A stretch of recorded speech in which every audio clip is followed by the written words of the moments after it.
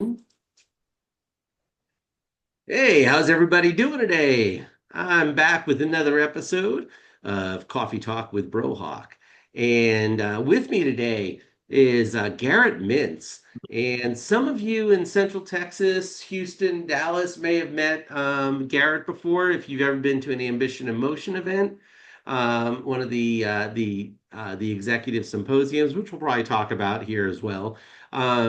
But Garrett, thank you very much for being my guest on this episode of Coffee Talk with Brohawk. Um, Absolutely. Thanks for having me, Mark. hey, thank you. So for people that may not know who you are, can you tell our viewers a little bit about yourself and what are you up to these days? Yeah, so I'm the founder and CEO of a company called Ambition in Motion. At Ambition in Motion, our vision is a world where the vast majority of people are excited to go to work. When they are there, their expectations meet reality, and when they come home, they feel fulfilled. And we believe that starts with leaders because leaders create the experiences employees have while at work. And so we create technologies and communities to empower leaders to be their best selves for their teams. Excellent, excellent. So what are some ways that you're able to help leaders accomplish those goals? Yeah, so we do a few things. So we started our team's backgrounds in the industrial organizational psychology research behind why people get along in a mentor relationship. So we started in higher ed in 2013, initially connecting college students with alumni. The initial vision for Ambition Emotion was how do I help college students reduce additional semesters of college? I had a lot of friends when I was in college that would take an extra year or an extra semester and ultimately didn't really know what they wanted to do professionally. And so I started connecting them with mentors to help them figure out their path, to help them get their foot in the door, figure out what they wanted to do. And then when the pandemic hit in 2020, a lot of our mentors, who also happened to be executives, came to me and said, Hey, I'm more than happy to be a mentor for a student, but this pandemic is turning my business upside down. Can you connect me with other leaders who can relate to what I'm going through? And I said, Sure. And so that's how our executive mastermind groups were born. Since then, we've worked with hundreds of leaders.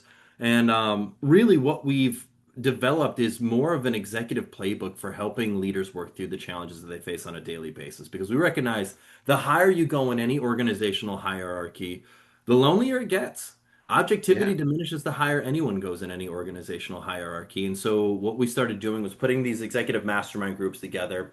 Then we developed a software tool called AIM Insights, which combines both software with coaching, but it helps teams communicate better with each other. So it leverages monthly pulse surveys, gathers feedback from a manager's direct reports as to how things are going in their world, and then provides guidance via AI and executive coaching to both managers and direct reports on how to more effectively communicate with each other. And so, to give an example, you could have a scenario like one of our clients, CEO of a software company, 150 people, has a VP of operations. His VP of operations says, "We need more headcount on the operations team. We need more headcount." And the CEO's like, "I think we need more headcount, but I'm not 100% sure." And to hire Uh, someone on the operations team is going to be $150 to $200,000 a year decision, and that's a lot of money. And I love to kind of dive deeper into this. And what he ended up learning was that his VP of operations, who, when he was hired, inherited six operations team members, was able to hire two team members. Well, he and mm, those two team members he hired are working like 80, 90 hours a week. They're really pushing hard. But those other six that he inherited, only working maybe 30, 40 hours a week. And so what he realized, the CEO, was, oh my gosh, my VP of operations isn't empowering his team and effectively delegating to everybody. And he believes that the answer is got to be add more headcount. His also VP of operations maybe has a scarcity mentality of that, like, if I let any of these initial six people go, I'm not going to yeah. get support to backfill this role with someone who I'd want. And so the CEO had a coaching session in just conversation with his VP of ops to say, hey, I'm giving you the grace to go ahead and delegate effectively to this team. And if they drop the ball, I'm not going to hold you personally reliable. We're going to work with that person to see if they can step up. And if they can't, then we're going to move on and hire someone else to fulfill that role. And five out of the six team members ended up making the cut and doing a great job. And everyone's working now around like 50 hours a week, which is way more manageable. And sure, they had Mm. one person that they had to let go, but ultimately, I mean, it turned out great for the organization. It turned out better for the person who was leaving and better for the person coming in. And so it worked out for everybody involved. But what AIM Insights did was uncover where are their perception gaps at work and how can we help leaders communicate better with their teams. I And love then the it. last thing we created was our executive symposiums. And so these are in-person events that we hold. We do them at Austin, Houston, and Dallas, and we discuss different leadership topics. And we just create a place for executives to come together to share their challenges, to network, to learn from a panel, and just have ultimately a great time learning from each other and connecting and growing. I love it. I love it. Let's go back a little bit more to AIM Insights. And I want to unpack a little bit about what your inspiration was for developing the AIM Insights program. Yeah, well, AIM Insights, I mean, everything we do stems from our mentorship, like, or Wow. origins. Like, ultimately, we want to help teams, managers, and direct reports have mentor relationships with each other. I Mhm. think right now in the marketplace, there's so much change going on that any change represents oftentimes a scarcity mindset for those who are being impacted by that. And if we can create change where it's like, hey, we want to facilitate more mentorship bonds between managers and the direct reports, that can be huge. Now, there are two really key factors to successful mentorships. One is how you view the relationship, and two is how you view your work. So one of the early things we discovered from facilitating higher ed mentorship was that only 18% of those relationships lasted for 6 months and were considered productive and quality when both people's were paired together based on what they did. So if you're like, oh, you're a Yep. student in marketing, here's a professional in marketing, let's put you both together. Only 18% of those relationships lasted for 6 months and were considered productive and quality. So what we ended up doing was we said, hey, instead of creating this hierarchical mentor-mentee relationship, let's focus on what we call horizontal mentorship, or two people open to learning from each other. And if we can Mm, follow this mantra of I don't care how old you are, I don't care how much money you make, I don't care what your title is, you must be open to learning from me and I must be open to learning from you. That has a huge impact on the success and longevity of mentorship. And I get it in a working workplace, especially if you've got a manager direct report relationship, it's going to be impossible to create that because there are already power dynamics that exist and performance reviews yeah. that happen. But if we as the manager can come into that conversation with curiosity and a mentality that I can learn from my direct report just as much as they can learn from me, we're going to build a much healthier relationship than if it's like, you follow my lead, you are my direct report, command and control, because we know that just doesn't work. Yeah, that's usually a recipe for disaster and yes, ma'am, yes, sir, you Hmm. know, relationships. So you mentioned a little bit about the scarcity mentality, and 100% agree with that. But do you think that's a root cause of why change management is so difficult? It's such a challenge for organizations, especially in it with the human component. Well, yeah, I think there's a variety of things that go on. I mean, yes, there's a scarcity mentality, but I think it's a scarcity mentality for good reason. So what often happens is a CEO says, "We're pivoting and moving in this direction." All of that Mhm. CEO's direct report says, "Yeah, boss, we're on board, 100%. We're moving in that direction." But most middle managers suck at communicating. Most middle managers are awful at conveying a new direction, holding people accountable, setting expectations, and really setting a great prioritization matrix for what people should be focused on. So Mhm. that next level of leadership goes to their team and says, "Hey, we're moving in this new direction," and they leave, and then the team's like, "Wait, what? Was she saying something? I couldn't hear what she had said. Did she say we were changing? I Uh-huh. can't remember. I'm going to keep working on what I've been working on, and we'll go from there." And then 1 month or 2 months go by, and all of a sudden, all these balls drop, and the CEO's like, VP of finance or support or customer success. What the heck is going on here? I thought we were all in agreement. We're moving in this new direction. And the VP is like, I got a bunch of nincompoops that work for me. I don't know what their problem is. They just aren't paying any attention. I told them this was the new direction and they just haven't been paying attention. It's like, well, there's got to be a little bit of accountability on the leader's part because we know that it takes repetition. We also need to know that it takes a personal touch. We have to got to discuss when we're making a change what's in it for the person being impacted, because if it's just like, hey, we're making change for the sake of change, I don't like change. A lot of people Yeah. don't like change. And so we as leaders need to communicate in a way that touches that individual on a personal basis on what's in it for them, for why this change is being implemented, if we truly want them to even consider making that change. And so yeah, and it can't just be, well, you got your job, so you should be satisfied. It's like we're going to work beyond just getting a paycheck. It's for more than that. And so, yeah. there's a scarcity mindset that occurs because the CEO gets frustrated 3 months after implementing a pivot change. Their Yep. VP of customer success is like, I don't know why. They throw their team under the bus. The team's thrown under the bus. They're like, what the heck, boss? Like, I thought we were cool. I didn't know what had happened here. Why didn't you tell me this months ago? And so Uh-huh. ultimately, now they see more change coming down the pike. They're like, great, I'm about to get thrown through the ringer again. Or I've seen other people get thrown through the ringer. So they resist it. And if we can create an environment where we are effectively communicating, we are setting expectations properly, we're communicating what's in it for that person who's being impacted, we are much Yeah. more likely to get the change we want to see happen. But it has to require all those things. And those things take time. Yeah. And there's no like fast pass or easy pass to get through that. It's really hard. And AIM Insights can help support with that. AIM Insights can help that communication, but the communication still needs to happen. And Yeah. yeah. Yeah, no, I mean, gone, I think, are the days where, people are solely focused on the financial aspect of it. If for lack of better words, if the BS that they have to endure um, to get to that financial reward, if it's not worth it, then, they're done. They're Yeah. done. So, um, so from a leader's perspective, with all the leaders that you work with on a daily, weekly, monthly basis, what are some of the biggest challenges that you hear that they're facing today in their organizations, regardless of industry?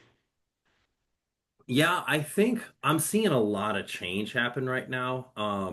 I work with a lot of private equity backed organizations, and what I'm seeing a lot of is CEOs perhaps not fully understanding what they're getting into when they're selling their businesses or taking on investment into their businesses. And the ramifications that has on everybody else in the organization. So I'll give an example. One of our leaders, I was actually just chatting with him earlier today. He's selling the private equity. He's going through due diligence right now. It's exciting. He's excited, but he hasn't had a boss in like 30 years. Hmm. And one of the things that I'm chatting with him about, and one of the things he shares in our executive mastermind group meetings is like, hey, what's your relationship with this acquiring CEO? Because he will be your new boss. And Yeah. if you don't like him or if you don't really know him that well, you got an earnout over the next 3 years. This could be 3 years of hell or 3 years of bliss. And Hmm. also, everybody on your team, you've got to tell a story too for why they should feel safe. Because Yeah. sure, this new CEO says right now, he's going to keep everybody on board, but you have a down quarter.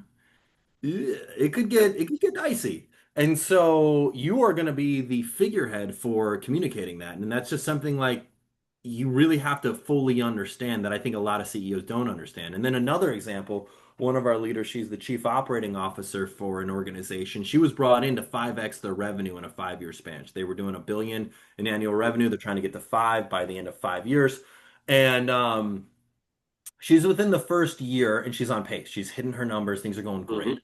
And but she's had to make a lot of changes. There's been a lot of leaders who, at the company that have maybe had their feathers ruffled a little bit. So the CEO, who's a people pleaser, hears wind of some of his leaders, legacy leaders, getting their feathers ruffled, Hmm. comes to her and says, "Hey, hey, love, love, love the progress we're making towards achieving our financial goals. But I am getting the impression that the culture is changing a little bit en route to getting there. Is there any way we can keep our culture while still hitting our 5x goals?" And she's like, no, like we can't do that. But she can't say it like that. So she Uh-huh. fortunately has the mastermind group to help her tone her message in a way that is well received by the CEO, but at the same time setting expectations of like, hey, if we want to 5x our revenue, follow our private equity goals that we got invested for in the very first place, Hmm. we need to change the culture because like Yeah. what has gotten us here is not going to get us there. 100% um, see that. And the I think that would you say there's also a cost component that how organizations are incorporating AI tools and other tools to create better efficiencies are creating that desire to, oh shoot, is my job going to be here in 6 weeks or after this project goes? Am I working my way out of a job? And do you see some leaders challenged with not just on the top line piece and cultures changing, but in the day-to-day stuff that's occurring, um, you know, finding a way to or being found on the outside looking in. Are All you the seeing time. that as a challenge? Yeah. Absolutely. Yeah. I mean, that's something Yeah. I see all the time. I would say if I could give any advice, for the love of God, do not tell anybody that their job is safe. That's like the Yes. worst thing you could possibly do. Just be upfront with people. Like people Uh-huh. are going to like hit the panic button and go berserk if you're honest with them. But for the love of God, if you go to people and you say, "Hey, we're a family. Everybody's job is safe. No one's getting fired." It's like you can't make that promise, nor should Yes. you. And it's Hmm. not healthy for the culture. It's not healthy for the team. And now all of a sudden, when some hard times come across your way, people are going to be like, what happened to all this family talk? And that if you have to lay anybody off, anybody who's left is going to be super frustrated because they were like, whoa, whoa, whoa, how do I know that I'm safe now? Like, Yep. you've now shown a pattern of lying, essentially, of inconsistency with your message. So instead, say, hey, at the end of the day, if we don't make these innovations, if we don't make this investment in AI and technology, our competitors will. And if Hmm. we're not able to stay on top of this technology, our competitors will adopt this technology and it may diminish our market share and potentially put us out of business. So if we're trying to think about the long-term viability of our organization moving forward, we Yep. need to be thinking about what are the biggest things that are going on from a technological perspective. Now, the beautiful thing about where you're at in our organization is that you're in our organization. And so if you Hmm. adopt these changes, if you help spearhead some of these technologies, you can potentially carve yourself a role in our organization moving forward that doesn't even exist today and will be a big part of our future moving forward. But if you sit here in resistance mode and think, oh, I'm only going to be the person who presses the green button on the fax machine to send a fax out, like, and that's just my job for the rest of my life, like, you got a world of hurt coming to you because that is not a transferable skill. You chuckle, but there are still organizations where there's people, their like only job is to push the green fax button, and like Oh those my days gosh. are numbered. And there's a lot more jobs where those days are numbered, and it's like you can either embrace the change and be a part of the future, Yep. or you can resist it, but it's gonna happen, and you will be the one left, unfortunately, frustrated because it will likely lead to a layoff and then Yep. likely lead to you realizing that the skills you've been developing over the years have not been transferable because it hasn't kept up with the technology and the times. Garrett, you and I met through the executive symposiums here in Texas, Yeah. and I remember, and you have these at such great venues. I think this one was at Ferrari of Austin, I think, Yeah. and the panelists talked about exactly that, how you communicate effectively and how you set expectations effectively. Um, and I remember one of the panelists really, really talked about um, how they would never, exactly like what you said, they never communicated that everybody's job was going to be safe. If you perform and you work well and you're part of the solution and not part of the problem, then your job is probably going to be okay, or your role within the organization is probably going to be okay. It may not be doing the same job that you're doing today, um, and I that for me, um, that was a big takeaway, from one of the executive symposiums. Um, for those who've never attended an executive symposium, why should someone register? Yeah, I mean, you should register if you're interested in meeting with other executives, if you're Yep. interested in networking, if you're interested in learning, if you're interested in finding a safe place to work through those challenges that you're facing. If you're frustrated, if you're in a leadership role and you're frustrated at work, the Executive Symposium is a great place for you. If you're in a leadership role and you feel like there's a lot of change happening and you don't necessarily know where your place is moving forward, the Executive Symposium is a great place for you. If you are running a business and you're finding yourself like, where do I need to spend my time most effectively and what do I need to be doing to just drive the biggest bang for my buck in terms of my time? The Uh-huh. Executive Symposium is a place for you. If you're someone who recognizes change needs to occur for you to grow or your business need to grow in the way that you need to see it happen for the long-term viability of that business and for your career, the Executive Symposiums are a place to get started to start meeting with others who can relate. Because we recognize that not everybody is necessarily hungry for these things. There's a lot of status quo oriented individuals that are like, hey, I want to kind of keep it steady Eddie, do the exact same thing month in and month out. But I think as the world changes more and more rapidly, people who have a growth mindset are going to distinguish themselves further. And so if you're in that category of like, I want to consistently learn, I want to be able to find a place that I can work through my challenges, our executive symposiums are a fantastic place to start. I love it. I love it. I think I've been been at close to a dozen so far, and over the last few years. And you have another one coming up October 7th, right? Down In in Houston. Houston. That's correct. Yeah. Excellent. Excellent. What's the topic for that one? The topic is people-centric growth aligning purpose, leadership, and profit. So what it acknowledges is that at the end of the day, yes, we are all as a business striving for increased profit. Mhm.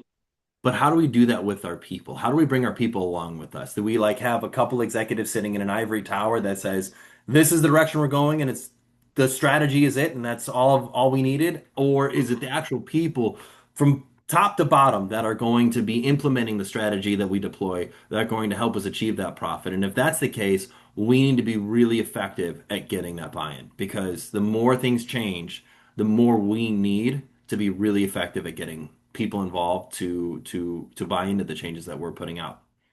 Excellent. I'm looking forward to being there for sure. One of the things that I wanted to go ahead and ask you about, because you've had a very successful professional career so far. Thanks. I mean, you made it through pandemic. You learned how to pivot during the pandemic. I'm interested to hear your thoughts about this. At this stage in my career, I wish I could go back in time and tell my younger self blank. And how would this have helped you navigate your career? Yeah, that's a great question. I mean, I am really grateful that I started early. Um, if, I think one thing if I could have told myself to focus on earlier was maybe to focus a little bit more on the dollars and cents of the business. So when I first started Ambition in Motion, and just for context, I'll give a little bit of background on me. From age 15 to age 19, I was a drug dealer. And at the end of my freshman year at Indiana University, I got arrested. I received 5 felony distribution charges. I was expelled from school and facing prison time. Just life hit me like a brick wall. I had no idea where I was going to go, what I was going to do. Um, and fortunately, I have privilege, and I had some people who saw something in me that I didn't quite see in myself, and they gave me some opportunities. And so I had mentors essentially. And I then started helping out other young men and women who had made similar choices as me get mentors. And I fell in love with that. And I remember when I first got in trouble, really when I first started the business of Ambition and Motion, of connecting college students with alumni for mentorship to help them figure out their career paths and reduce additional semesters of college. A lot of people came to me and said, "Well, Garrett, what if you fail? And what if the deal doesn't work out? Isn't it like 90 something percent of businesses fail?" And it's like, what if I positively impact one person's life? Then I can call that a win. Because at the end of the day, up to this point, I was a failure. Because, in the eyes of my parents or in the eyes of my family or the eyes of my friends, like I failed. I got caught. I got in trouble. I made a lot of mistakes. And so for me, when I first started, I think perhaps I was a bit naive and I guess very altruistic. We were growing what we were doing to hundreds of campuses, facilitating thousands of mentorships, but as a business, we weren't making a lot of money. But at the same time, that level of scale for mentorship is what really uh, allowed us to take off when the pandemic first hit. Because when you're working with thousands of mentors, there's a good chunk of them that are in executive roles. And when that pandemic hit, it was like, shoot, when plates are shattering, you just got to keep trying new things to figure out how to, keep these plates from shattering metaphorically. And so Yeah, yeah. these executives were very receptive to this concept of an executive mastermind group. And that's where I realized, like, oh my gosh, I could charge some money for this. And that's where I grew the business. And so when I started the executive mastermind groups, I was in my late 20s. And I think one thing that I am grateful for that I did a good job of was just kind of tuning out the noise because there's a lot of people who are like, "What do you think? Who do you think you are?" Some late 20-year-old facilitating an executive mastermind group with people in their 40s, 50s, and 60s. Like, who do Uh-huh. you think you are, and how do you get off thinking you can do something like this? And I tuned it out because I ultimately realized was that community is what people are seeking, and then it's not they're not learning from me. I notice it's not a master class; it's a mastermind group. I'm Yeah. not teaching anything. I'm Hmm. creating a space for executives to come together and share their challenges and just be able to recognize that they're not alone in whatever battle they're facing. Because ultimately, as an executive, and all people for that matter, but especially executives, you are going through battles because challenges occur Hmm. every single day. If you want to Yep. admit them, amazing. If you don't, if you can't admit them, then it's really hard for a mastermind group to be effective for you. But if you can get to a point where you're like, I have these challenges. Can someone relate? Our executive mastermind groups are a fantastic way to put it all on the table and be able to just work through it with other executives who can relate to what you're going through that are outside of your business. So there's no worry about competition or Yep. political dynamics or anything like that. So they're really great. I love the concept of peer-to-peer mentoring as opposed to, you know, different levels mentoring different levels. And I think there's something that all of us can learn from one another. I learn a lot from you every conversation we have. So I appreciate that. Thanks. We've gotten to the point of this coffee talk that I call the speed round. Are you ready? Yeah, let's do it. All right. So, what fact about Garrett would people be surprised to learn about you? Um, I am religious about my positive habits. And by that, I just mean I meditate every single day. Mhm. I like eat a green smoothie every single day. But I think the meditation one. I meditate every Yeah, single day and I make it part of my normal routine. There's no day that I have a skip day with it. Meditation is incredibly critical for me. I do a guided meditation. It helps me reset myself. It's really helpful. I love it. I love it. So, I don't know, that may dovetail into my next question is what's your go-to tactic for unwinding after a stressful day? I like to walk. I think There you walking go. is great. It clears my head. I have executive coaches, and so what I'll typically do is have executive coaching sessions at the end of the day, and I'll go for a 2.5 mile walk around my neighborhood. And yeah, it's really cathartic, and it helps me think clearly and get some fresh air. And yeah, just talking things out can be really, really helpful. 100% agree. 100% agree. So it's getting to be fall in Central Texas. So that means we're not at 105. We're only at 98 now, Yeah. for the most part. But do you have a favorite fall activity? Yeah, it's bonfires and doing it with friends and family and just doing a little bonfire in the backyard, having a good time, talking, just connecting. I don't know. There's something like primal about just lighting a fire and being around it, keeping the fire lit and all that sort of fun stuff, looking at the stars. But There it's you go. funny about what you say about Texas. It goes from 105 to 98. I grew up in the Chicagoland area Uh-huh. and it's like the inverse. I just remember in the like you get into May and it's like, oh my gosh, it's it's 49 degrees. I'm going in shorts and sandals to school today. And like the opposite Yes. is true for Texas. Like, oh my gosh, it's 88. It's only a high of 88. I'm gonna light a bonfire. And like everyone's still 15 feet from the bonfire because they're still sweating their faces off. And it's just but it's the That universe. You is, just get excited about the new weather changes going on. And yeah. yeah, growing up in New Hampshire, that was one of the things that as soon as the temperatures hit 50, all right, shorts weather. Let's Yeah, go. yeah. And now like I'm living in Texas, I'll go to Chicago over the summer and there'll be that one day that it gets down to the 60s and I'm like, "Oh my gosh, I got to get my winter jacket out there like your blood is Uh-huh. getting in." Yeah, I love it. I love it. So, we talked a little bit about the next executive symposium coming up on October 7th. But if somebody wants to pick your brain about AIM Insights, how it works, executive symposiums in general, or even joining some of the executive mastermind groups, how can they get in contact with you? LinkedIn, I do a ton on LinkedIn. I post pretty much every single day and yeah, if you want to connect with me on LinkedIn. Just give me a message for how you heard of me. Just say, hey, I Yeah, listened to that Coffee Talk with Brohawk episode and send me a connection request. I love to connect and chat and learn more about what you're working on. excellent. Yeah, Yeah, awesome. And if anybody wants an introduction, I'd be more than happy to go ahead and facilitate that introduction with Garrett. I get nothing for introducing people to Garrett. I genuinely support the symposiums and the mastermind groups that are part of Ambition and Motion. I think you do a great job with that.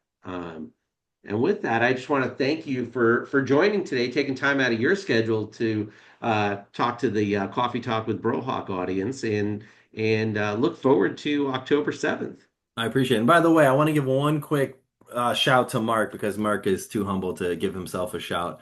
But if you are an operations executive and you are interested in increasing your operational experience and the operational efficiency of your business, Mark is actually setting up his own executive mastermind group. You should chat with him about his group that he's getting set up. So if you're an operations executive, whether you're leading customer success, support, contact center, operational, just chief operating officer, any operational aspect of your business, and you're thinking to yourself, I want to be more efficient. I want to connect with other operations executives who are, in the weeds. They're in the heat of just trying to keep up with everything going on. Chat with Mark. He's building his own executive mastermind group, and I'm so excited. Yeah, thank you, Garrett, and I appreciate the opportunity to go through the licensing with you and being mentored by you and the Ambition and Motion team. So thank you so much. Um, with that, again, thank you very much. If you like this episode, like and subscribe to our YouTube channel. As my daughter says, like and subscribe, and